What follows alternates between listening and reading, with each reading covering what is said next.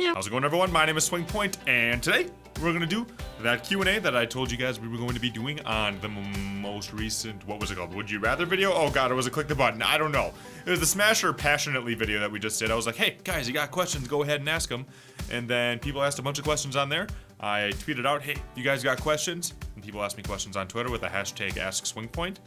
And then also on Facebook, some people put some questions in. So let's go ahead, answer a bunch of questions, and see what you guys got. So, first question, I'm going to take a look at Twitter here first, is what do you like most about gaming? I'd say the things I like most about gaming after doing it a lot and like trying to really appreciate games a lot more now that I'm doing it full time and have been doing YouTube for a couple of years is, I would say, storytelling and then creativity. And the game I feel that most recently did a really good job of that was Undertale.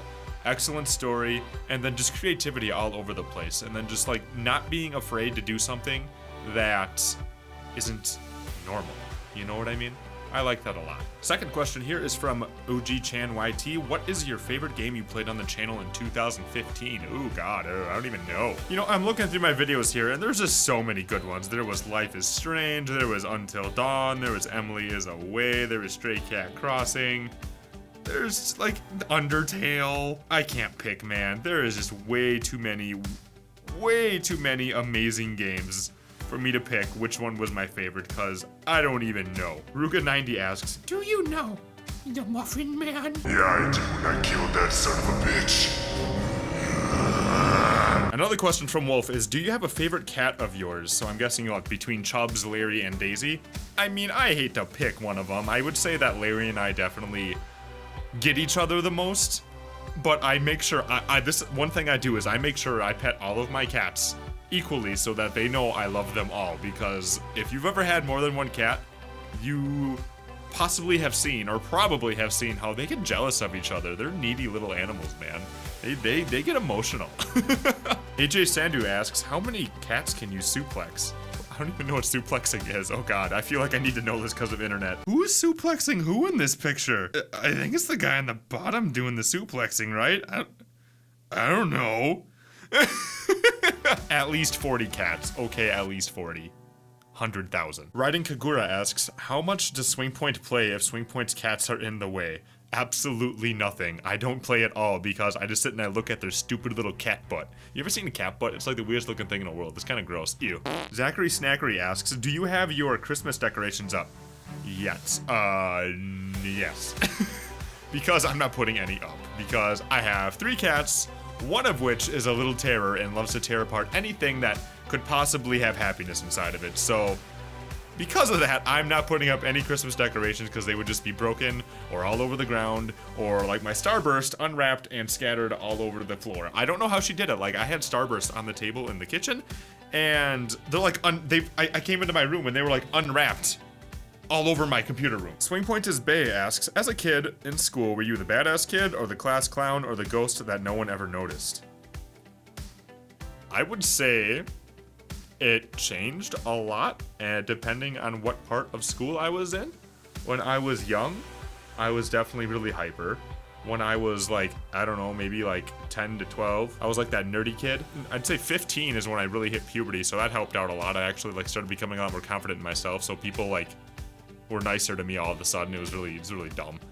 And then when I was in college, I was that person that knew everybody and everybody knew me, and it's because I was so much more social than I was when I was younger. So yeah, I think it really just depended on how old I was to like say what I was like in school. And I think really what that means is don't define yourself by what you are currently, because it changes and you can really change to be whatever you want to be as long as you try. Garen asks, when do you think we'll see the Omega video?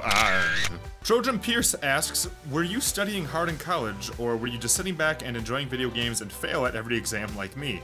Lol, well, not every, but failing at the hard courses at least. What would you do if there was an impending hard course exam but really felt like procrastinating so much? I mean, I guess I wasn't any of that. I didn't study much. I played video games. I hung out with people. You know, I actually didn't play. Okay, you know what? This will be a little bit longer answer, but I did good in college. I did just fine. I had like a 3.8 or a 3.9 going into my senior year, and then my senior year I was just like, I don't even care, I'm gonna pass anyway. And then I dropped to like a 3.7. I didn't really study much either though, I wasn't a big studier. To get into that question a little bit more, I actually didn't play video games that much in college. Like I played a little bit more my freshman year, but I kind of started to get away from it. And that's part of the reason why I started, oh god, I gotta see.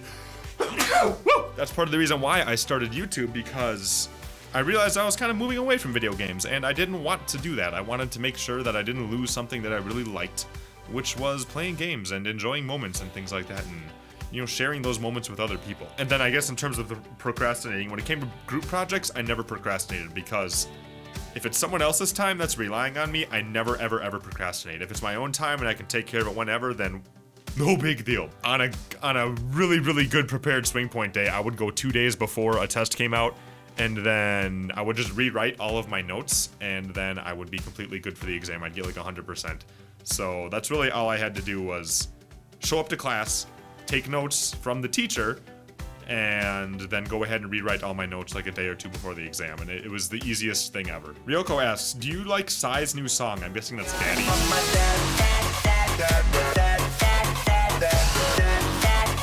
Raiden Kagura asks on YouTube this time, if you made your own video game, what would it be about? I have no clue, but I would definitely want it to be something that has a really good story behind it. And it would also have things that are like hidden for people to find. For the Q&A, Cheetos asks, have you ever peed in the woods? Yes. And can your tongue touch your nose? Absolutely not. I have the shortest tongue in the world. It's Hooder asks, what kind of music do you listen to? Which bands or singers? Tech9 comes to mind. I haven't listened to him much lately. S3RL.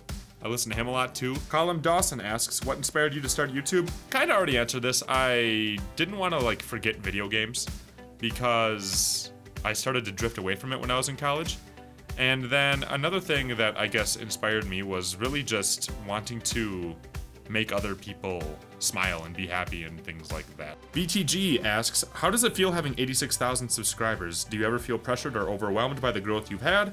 Also, thank you so much for making videos. You've really impacted me in such a positive manner when I was at my lowest point. Thank you. Aw, well, you're welcome. Thank you for being here.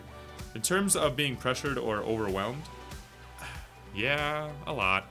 Like, I think about it all the time, and what's weird is once you get your channel rolling, it's not like, oh my god, I made it. It's more like, oh god, I have to keep doing it, and I have to keep doing it better, and because other people are relying on me, I need to be so good at this, and if I'm not good at this, people are going to be let down, and oh my god.